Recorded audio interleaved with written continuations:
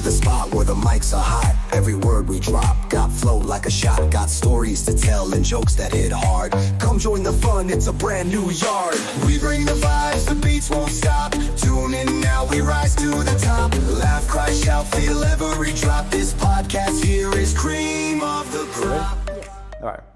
Well, what's up, guys? Welcome to another episode of the R to the J podcast. And right here, we got a special guest. It's Fabiana, and she is a lawyer to help you out when you guys need help. How you doing, Fabiana? Good. Okay. Thank you. I appreciate you letting me come over here to the nice establishment over here where you work at.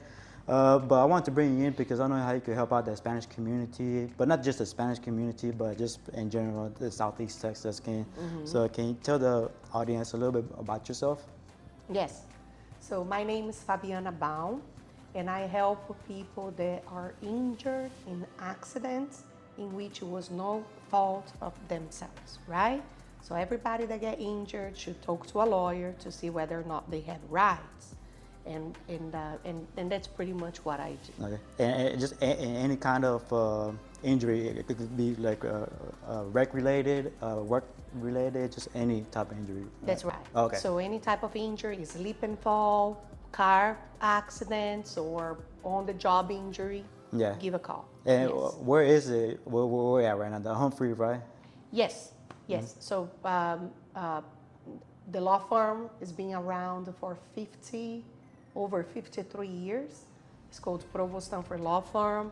Has a legacy throughout Texas. The stadium of Lamar University has the name of our firm. The law school at Baylor has Shirley Walter Umphrey School of Law, and we have, quite a few. Yeah, I think then he donated a few things to Lamar as well. Right, we have entire stadium with the name of our firm. Exactly. Right. That's why I remember because I went to Lamar. Okay. That's why I graduated for mechanical engineering. Yes. So especially the gym is amazing in there. Yes. Like wow, I had a great time going there. Even though I didn't get to use it as much because I was just working 2 jobs sometimes and then going to school too. Yes. So that was kind of hard to juggle or whatever. But so like I said, kind of want to know more about you, like where you're from, how long. Okay. So I'm a U.S. citizen, but I was raised in Brazil from a family of Italian immigrants, and then at some point I went to England. I got a scholarship in Cambridge to learn English. It's a school of English in Cambridge, right? Okay. And I was there for a whole year, and when I went back at that time to Brazil, I met my husband few years later, and then I moved to the United States, and I've been here for almost 20 years. Okay, so you're from Brazil. I've been married for almost 20 years, and I've been in the U.S. for almost 20 years. So I call it. So you're from Brazil, so that means you know Portuguese as well too. I speak Portuguese, Spanish. yes, So Spanish. she could help anybody out, like 3 languages right there. At least, right? Yeah. I can speak Italian too. Yes. Oh, Italian too? Yes. Okay. Well, now in this area now, also It's growing, right? it's growing Yes. with a lot of people speaking Spanish, but then also too, you might need to try. I was gonna say if you want to get another type of people, like the Asian. We got a large Vietnamese community Right. around this area. You know what I mean? Right. So. Yeah. But that's a whole different language right there. It's to be a little more tough. I would say that it's a place for everybody's to have an opportunity, right? Yes. And so, I'll be glad to handle the Asian community here if they want to. Yeah. But it also shows that we have market for someone with their background to be a lawyer and develop it, right? So we have enough business for everybody, and we have a way to support everybody so everybody can grow. Oh, okay. I do have a funny story if I could share that. So when I used to work at O'Reilly's as a counter, behind the counter salesman, Yes. so sometimes I'll get the Hispanic people there, but then I also get the Vietnamese people right there because they thought I was Vietnamese. So like, no, I can't. I'm sorry, I can't help you. But I can understand where they get mixed up and thought I was Yeah. Asian because Yeah. Come to find out, I'm like like 1/4 Chinese, somewhere like that. So Okay. I think that's where I got it from. Interesting. And then my son, his mom is Vietnamese, so he looks straight Filipino. And I think that that brings a very interesting point of reflection on what the country is going on now, right? Because the Americans are much more than just black, white, and Hispanics. Oh, right? yeah, We have yeah, people it's- from all over the world Yeah. here, and people are welcome. I love the Vietnamese culture, foods, and so on. Great Yeah. people, and this diversity is amazing. So when I when I moved to Birmingham, it was a different culture over there. Not culture, but it's so different for me because even though here we're smaller, we're so diverse. Yeah. You can go out to a supermarket, or even a bar or whatever, and you see all different type of Yes. cultures in their Yes. ethnicity. But when I went to Birmingham, and the majority in the city, it was just mostly just whites and blacks. You know what I mean? Yes. Which I still had a good time because I'm easygoing. I get along with Yeah. everybody. So to me, it didn't matter.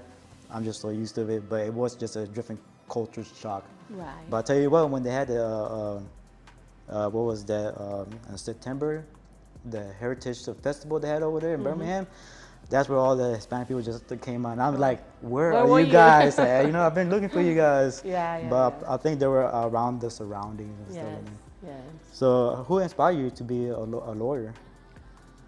Well, I don't come from a family of important people, right? So no one inspired me to be a lawyer. And if I dig into it, I don't even, quite the opposite, let's say. But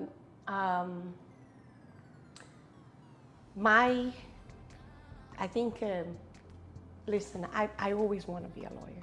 Okay, you always want to kind of I help somebody. always want to speak, I always want to defend people's rights. I want to, this is not right. I've always, I don't know, there was no second option. When Yeah. I moved to the United States, I could start over and do something different, right? And I decided to study for the LSAT and go to law school here because that's what I want to do, you know. And so, I don't have a model or someone that I could follow. So I call it. That's what kind of drove you to come to the United States and learn being a lawyer, I guess, or. No. What I thought I was going to live in England because that's England? where I got a scholarship. I had friends in England. I went back to England afterwards, spent a few months in Oxford. I got an internship in London at a patent law firm. So I so- always thought that I'm going to find a way to go back to England at some point, right? But then I met my husband. And so that's what inspired me to be here. Oh, okay, so he kind of made you in a way. Later, my mom moved to here, and my kids are here. I don't have close ties in Brazil anymore, right? My grandparents died, so I have cousins and friends, but my mom and my kids and my husband, they're here. You know? So, and I've been here for a long time. Yeah. Okay. Yeah. So this is pretty much you see yourself for the rest. Right, the rest. almost half of my adult age. Yeah. yes. Yeah. And you think you're gonna stay particularly in Southeast Texas, or you think you're gonna travel somewhere else or move somewhere else? No, I think I'm going to stay here. Yeah. It's a small community, but it's nice. It honestly. is. It is. It is. Yeah. This when I was in Birmingham, I used to go hike Yes. all the time over here. But over here, I can't hike nothing. Yeah, It's I know. the only thing I could hike is the overpasses. Yeah, but they have a lot of good jobs, and you can Oh, always the buy jobs, a flight, yes. and just Because over here, it's just growing so much with all the Yeah. LNG plants that construction right now, like Right. Golden LNG or Golden Pass LNG, PA LNG, and the other one they're constructing over there. I think it's the Lindell's constructing on the 69, the big one's going on by Yeah. 5 Point. So yeah, a lot of opportunity, guys. Golden So- Pass. Yeah, Golden Pass, yeah. Yeah. And so do you have any like crazy or funny stories you kind of could share? Oh, I have too many. I Too don't know if I many? should- I don't know if I should share it, Yeah, but I think I'm glad I didn't leave at the time that people would be recording you and sharing on Facebook. You know? Yeah. It's gonna be very rough for our kids, you know, to survive in this new world. But I don't know. I don't know if I can think of something, you know. I don't know. That's fine. But I know we initially met when you had the voting, Hispanic awareness votings, like a few months ago, back in Right. October or September. Right. That's where we kind of first met, just briefly or whatever. Right. And just want to thank you for getting that together, because I know Jacqueline, she kind of invited me, so I just kind of come here and just kind of meet everybody. That has kind of helped out Yes. meeting new people. Yes, I think that this is one of my passion, to be involved with the community. Voting awareness, it's something that is needed in the Hispanic community. It doesn't matter who people vote for. We need to be represented. Yeah, more right? voices out there. Right. And if the people don't go out there to vote, it's going to be very hard. Yeah. I think at some point when people are more engaged in the process, then it's going to be easier to have meaningful discussions about politics and you know, different opinions, and you know, this is all very valid. But where we stand right now, we are not being represented, and our people do not have voice. If they did, they wouldn't be passing these policies and speaking the way they are about Hispanics, right? Yeah, and I would say sometimes I guess you have to see where you're getting your information from, you know, because there is a lot of places, media, that they might be a little biased. Right. So me personally, I like to get from both sides. Right. It's like a coin. Right. So I like to see both sides, and like telling this story where a coin. I ask people how many sides do a coin has? Yeah. How many? Huh? All the way around. Yeah, but a lot of people say just two sides, and I say no, it's not correct. It's actually three sides, because you have the face and the tail, right? Right. But then you got to think three-dimensionally, where you be on the edge. Right. So in a way, you kind of want to be on the edge, so that way you kind of see both sides. And then I take it another step further and kind of walk around there, so you can see different perspectives and just see what fits you better, you know, your personality. And then everybody changes because of where you're at in your life. Right. Right. Yeah. It when you take a group of people, yeah, I don't know if I should even say that. Yeah, no, but like right now, I know that it's hard times, especially with the immigration is going on with Trump, and so that yeah, it is sad. But then a lot of people, that's one of the things that he kind of was putting out there that he was going to do, and he is a man of his words. You know what I mean? So I'm not surprised he's doing it. You know what I mean? Right.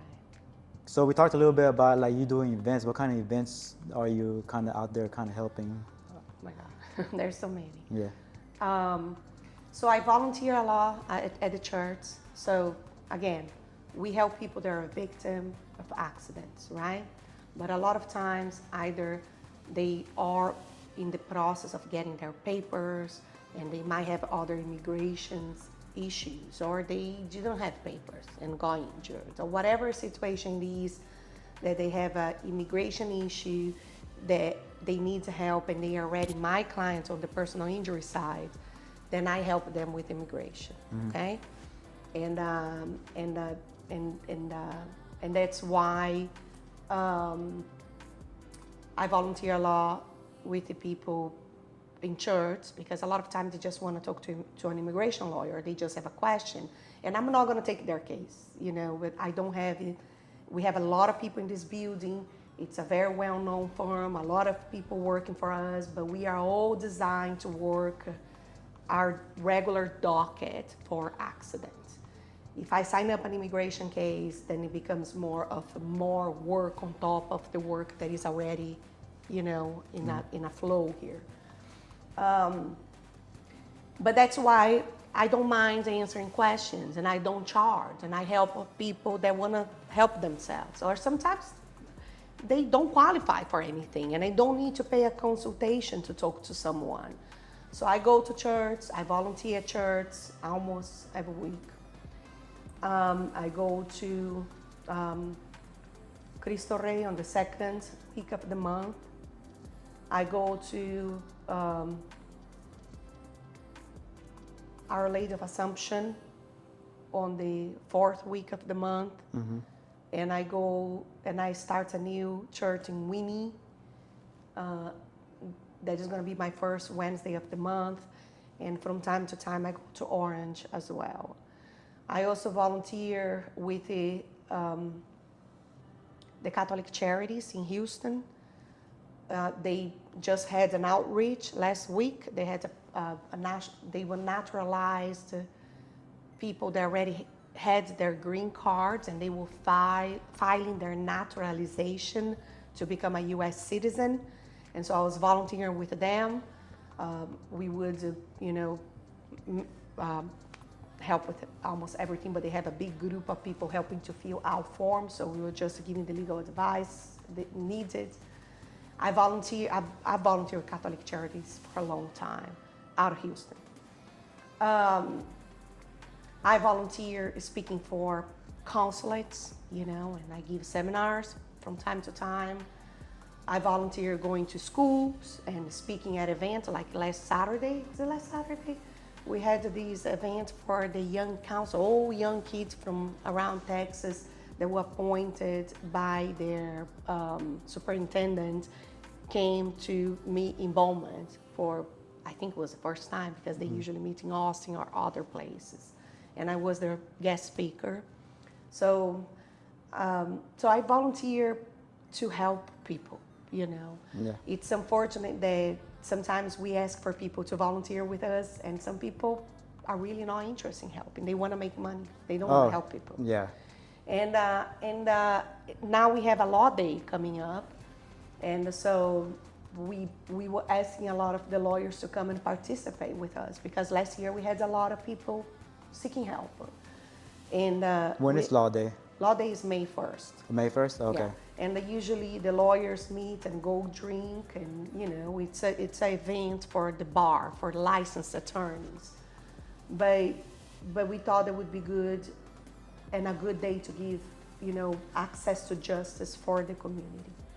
So the first time we had the law day last year, we had a different group of lawyers. We had immigration lawyer, we had a family law lawyer, criminal lawyer, and a lot of these lawyers also practice in the personal injury side. This time we're gonna have someone that can draft wills and trusts, that can answer bankruptcy questions. We're gonna have more lawyers willing to participate with us, And it's gonna be on May 1st at Cristo Rey from 6 to 7 p.m. So get there early, because we might not be able to see everybody. And so you're gonna get a number, and we are gonna see people in order as they come in.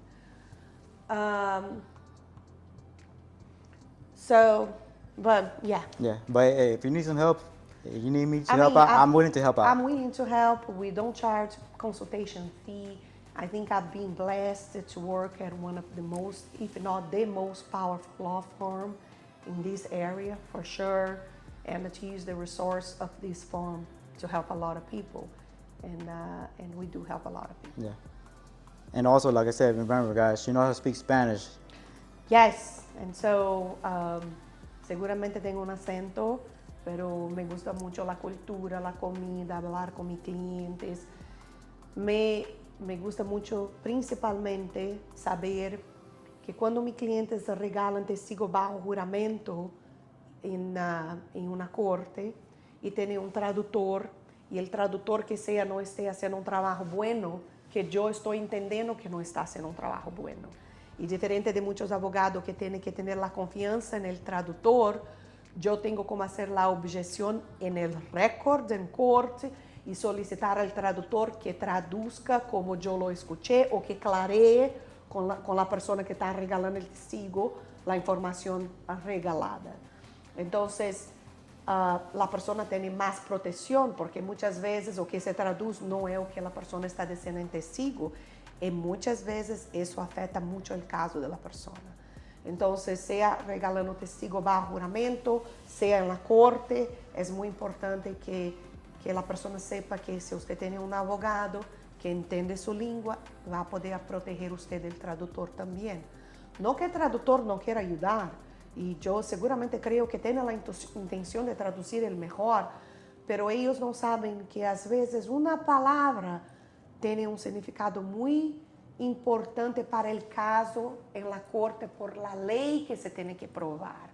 Y esa es la importancia de buscar a alguien que usted tenga la confianza y que sepa que possa por lo menos entender lo que sea que usted necesita, ¿verdad? Y que esté hablando. Yeah, and yeah, you heard her talking Spanish really good. My Spanish is not like that. I wish it was. That's why I mostly like talking mostly in English. Yes. Well, what I said is just it's an honor and a privilege to work in a position like I do where I understand other languages. And I know when my clients are testifying, either giving a testimony under oath or testifying in court under oath at a jury trial. And the translator is not really translating what is being said. Yeah. Not that the translator is not trying to do a good job, but sometimes a word or a phrase that might not seem to matter that much to the translator really matters to prove your case and to the point that we are trying to make in front of the jury later, right? Or to the court. And it's important that if your lawyer understand that they can object in open court or at a deposition to the translation and ask the translator to clarify based on what I heard was said by the testifying witness. And a lot of time you have a lawyer that do not understand the language and is relying 100% on the translator, and you don't know if what you are saying is indeed coming out as it needs to. Yeah, like you said, that could change the whole It could whole change case. the whole case. Yeah, pretty much. Yeah, definitely. Sometimes I always question when people are translating, especially the people who, when they do the sign languages and stuff, which they call, a couple times they call people that don't even know sign language, they're just throwing up hands there. I've had situations where I had to object the translation so many times, and it became so bad that the defense counsel stopped that testimony, that deposition, and went to get another translator because otherwise he knew he wouldn't be able to rely on it at court. Yeah. I've also had situations where in court, the court translator was not really translating certain things that really matter to prove the type of damage that we wanted. Yeah. And I had to be very careful on how to object or how to ask questions, basically rephrasing what I heard he said, my client, but the translator did not translate. What you're saying is that, sir? Yes, and now I know we have that on the record so the court and the jury can later consider. So these are things that matters in the type of, in whatever type of case. Mm-hmm. What you want to say, you want to be said the way you say, right? Right. Well, that's one crazy story right there. Had to kick out the translator. I did. I had one that got she took it very personal, and I wasn't trying to tell her how to do her job, but I heard very well what my client said, and it was not what she was saying, you know. So, well, what to do? I'm not here to please translators. I'm here to defend my clients. Yeah, you have a job to do. I have a job to do, and so, but you know. Yeah. Where do you see yourself in like 5 years? You still see yourself with your own law firms, or you gonna? I don't think I'm gonna. I don't plan on leaving Provost Umphrey. Mm-hmm. Not anytime soon. Maybe one day I might go on my own, maybe. But right now, this firm has given me enough freedom to help the people that I want to help, to do the work and the volunteer work and that I want to do. Next week, I'm going to be going to Austin Oh, nice. to review bills with the Texas Trial Lawyers Association, bills that are going to be going to Congress for the new law that they want to pass.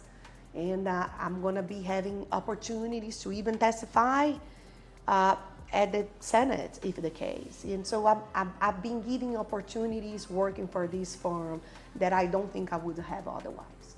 So I feel that the firm so far has shown commitment to empower me to help the community and to help the Hispanic community. Yeah, and a lot of people need to, because hopefully they could find a job where they have the freedom like you do Yes. to go venture out and do whatever they want to do, just kind of help out the community. To really help people. Yeah, You like, know? like I tell people, that's why I'm doing this right now, kind of help out the community, promote pretty much all the small businesses, entrepreneur, and Which labor we need. workers. Yeah, Yes. we're growing all the time, so hey, there's a lot of opportunity here. Yes, yes.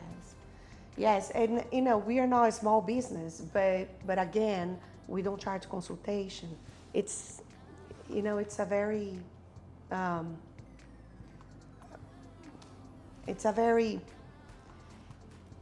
interesting area, because when you're in the hands of a powerful firm, a firm that they know you're going to try the case, if they don't pay fair value for your case, you're maximizing the chances of your clients making real money on the case, right? Mm-hmm. Because if they know that you're a small law firm and you can't afford to gamble, to roll the dice, they are going to try to cheap settle the case. Mm.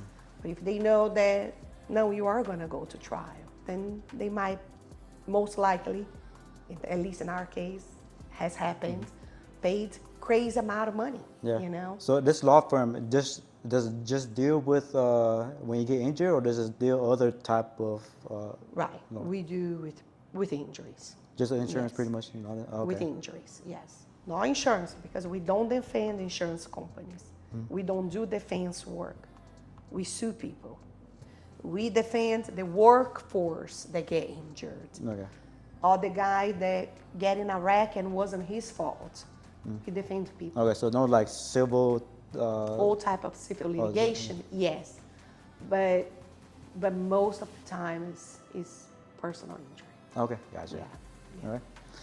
I know we got probably short on time right now, but do you have any last words for the audience? Yes. First, I want to thank you for the opportunity to you. talk to your audience. Thank you for having me here. It's a nice place. It's a pleasure. It's it's here for you, okay. right? Anytime you wanna, we are here for the community. It's if you want to talk to a lawyer, just come over. If I'm here, I'm gonna meet with you. If I'm not here, I'm gonna talk to you over the phone. But we are here to really help the people, and we're here to help you.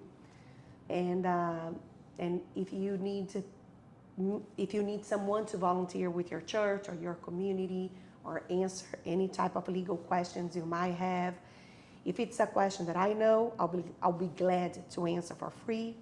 If it's an area of law that I do not practice, I'll be glad to at least refer you out to someone that I trust, so you can get the legal help you need. Okay. Yes. It's very, very gracious of you right there to do that.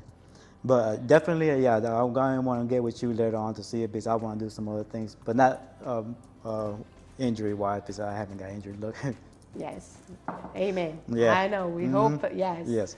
But if you guys do get injured, you guys need help, go ahead and hit up Fabiana, all right, guys? Yes. I have all her information in the box, so that way you guys could reach her out. I know she got a Facebook. She's probably, where else? Is it okay if I give my phone number? Yeah, I could put it down there as well, too. 409-835-6000. Call us, and I don't think you're gonna meet the lawyers every day that is gonna say, I'm not gonna charge a consultation fee. So just give us a call. We are here to help you. All right, guys? You guys know what to do. Like, comment, subscribe, all right? And hit up Fabiana, all right, guys? All right, peace out. Bye. Thank you. Thank you.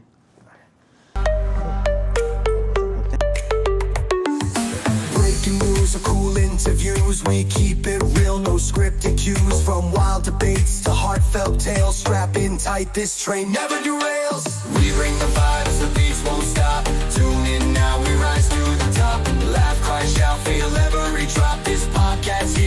dream of